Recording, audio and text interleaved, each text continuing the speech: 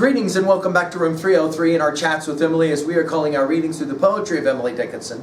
We are in the Johnson edition. We turned out a poem 579. I had been hungry all the years. Now, when this one was published in 1891, it was actually titled Hunger.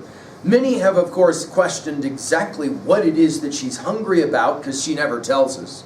Some have read it as sexual hunger. Some have read it as Emily's typical longing or hungering for something, which in the end she will say she got, and then things didn't turn out the way she had hoped or planned. In other words, there was some kind of lesson that she had to learn. Now, in many ways, we're back to earlier studies. Do you guys remember when we did 439?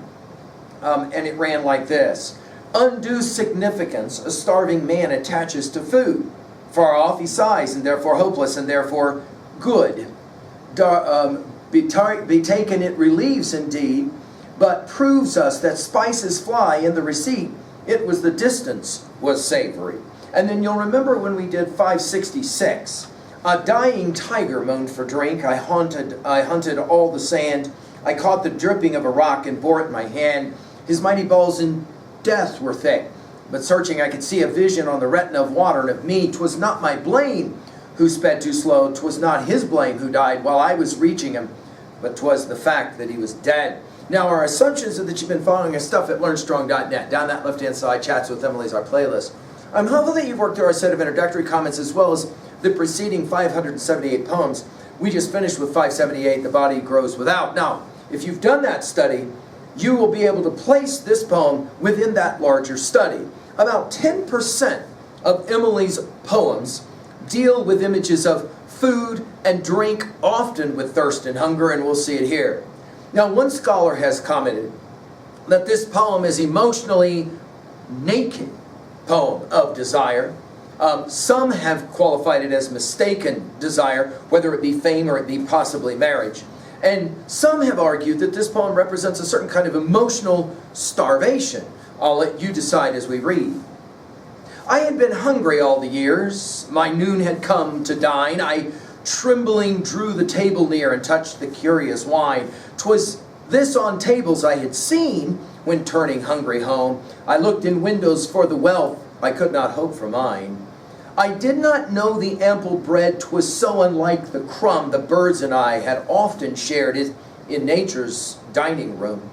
The plenty hurt me, 'twas so new, myself felt ill and odd as berry of a mountain bush transplanted to the road. Nor was I hungry, so I found that hunger was a way of persons outside windows the entering takes away. Now again, the brilliance of Emily is that she can make an observation like, I had been hungry. Notice, by the way, the past tense and the pluperfect tense as well. I had been hungry all the years.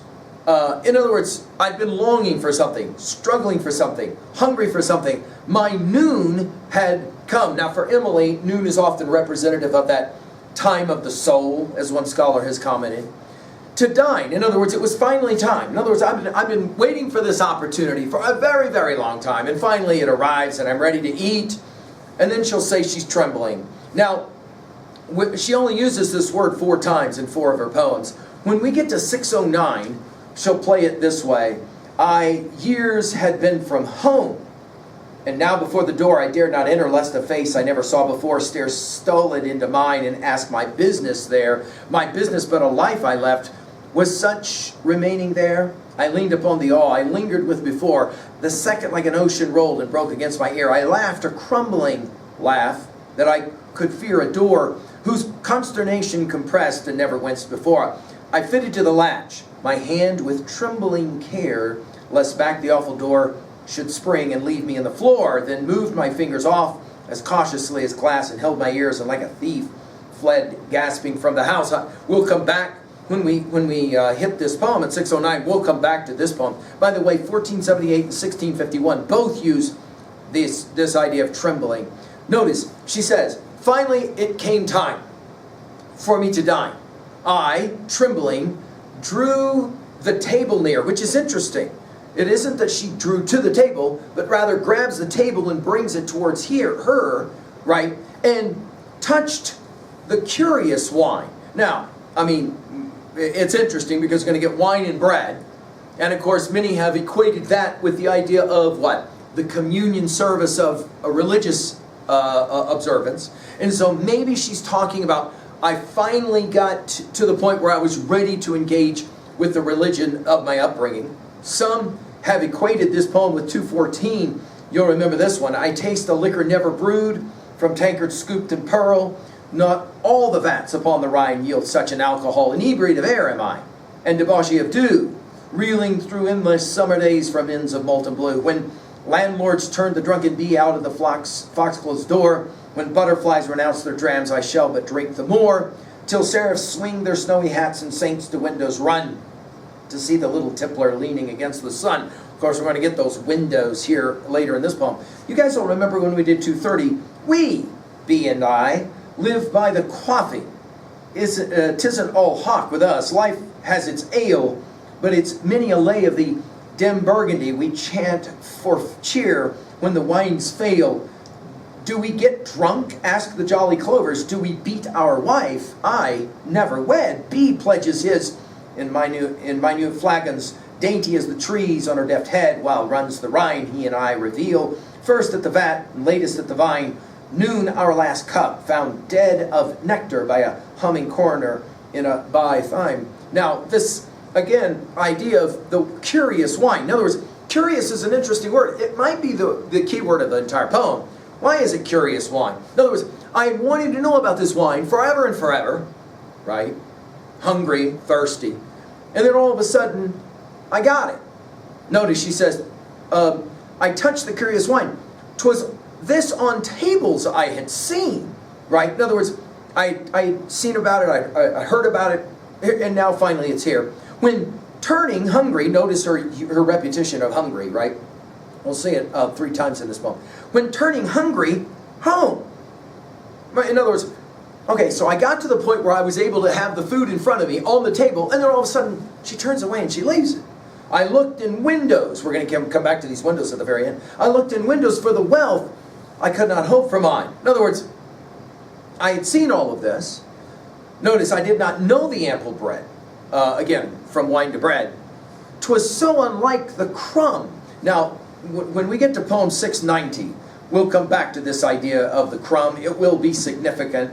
We'll just set our study up, though, now as we get ready. Victory comes late, she says, and is held low to freezing lips, too wrapped with frost to take it. How sweet it would have tasted, just a drop. Was God so economical? His tables spread too high for us. We're back to the tables. Unless we dine on tiptoe. Crumbs fit such little mouths. Cherries suit robins. The eagle's golden breakfast strangles them. God keep his oath to sparrows who of little love know how to starve. It is an amazing poem. When we hit that poem, we'll come back to this crumb. 'Twas so unlike the crumb, she says. All this amazing amount of bread. The birds and I had often shared in nature's dining room. It's like she's blown away by the meal that is in front of her that she's only heard about, maybe seen through a window, but never experienced. Then she gets to the plenty. Now, some have read this as the publication of a poem in the Springfield Republican, and it didn't go very well, that whole experience for Emily. The plenty hurt me. So in other words, getting what she wanted, longed for, hungered for, hurt me. 'Twas so new, right? It's like unusual. Myself felt ill and odd. This use of the word odd will take us to poem 410 when we study that one. The first day's night had come, and grateful that a thing so terrible had been endured, I told my soul to sing. She said her strings were snapped, her bow to atoms blown, and so to mend her gave me work until another morn. And then a day as huge as yesterday's in pairs unrolled its horror in my face until it blocked my eyes. My brain begun to laugh. I mumbled like a fool, and though 'tis years ago that day, my brain keeps giggling still, and something's odd within. That's the word we're focusing on here. That person that I was, and this one do not feel the same. Could it be madness, this? Now, this feeling different, odd, she says is how she felt. First ill, then odd. And then she gives an interesting simile as a berry of a mountain bush transplanted to the road. In other words, not where it belongs. Somehow uprooted, unrooted, and then placed somewhere else feels odd. she says, nor was I hungry. So for the third time now, we're back to the oddity of it. Once she got what she was hungry for, she didn't want it anymore. So I found that hunger was a way of persons outside windows the entry takes away. Now, you'll remember when we did 239, this poem does take us back to that study. Heaven is what I cannot reach. The apple on the tree provided into hopeless hang. That heaven is to me. The color on the cruising cloud, the indicated land behind the hill, the house behind there, paradise is found. Her teasing purples afternoons, the credulous decoy, enamored of the conjurer that spurned us yesterday. And when we get to poem 1430, we're going to come back right at the end of our study. We're going to come back to this poem one more time. This is the way she says it. Who never wanted, maddest joy, remains to him unknown. The banquet of abstemiousness defaces that of wine. Within its reach, though yet ungrasped, desires perfect goal. No nearer lest the actual should disenthrall thy soul. Well, what are we going to do with a poem like this at 2A? I think her argument is that things we desire are not always what we expect to ultimately complete us. To gain is to lose, in other words, as one scholar has pointed out. In other words, she longs for this hunger of hers to be fulfilled, and when she finally gets to the moment that she can fulfill it, what? It's not what she expected at all. At 2B, well, the narrative notice is told in past tense, which makes it an interesting study. In other words, there was this time in my life when I was hungry for whatever, and finally when I had the opportunity to fill myself, it made me feel odd and ill in some strange way. Now at 3A, I can't help but think of a biblical story that Christ will tell, first in Luke 14, 16 to 24, and Matthew 22, 1 through 14, about the banquet where individuals are invited but do not wish to come. I think Emily is possibly playing with this story. Go back and take a look at it and study it yourself. Finally, at 3A, to own a poem like this, what was a time in your life when you got what you wanted, but somehow it ruined it? The very fact that you got to the meal somehow ruined the entire thing. I can't help but think of our mantra of Shakespeare's Macbeth. He got what he wanted, but he lost what he had. Thank you.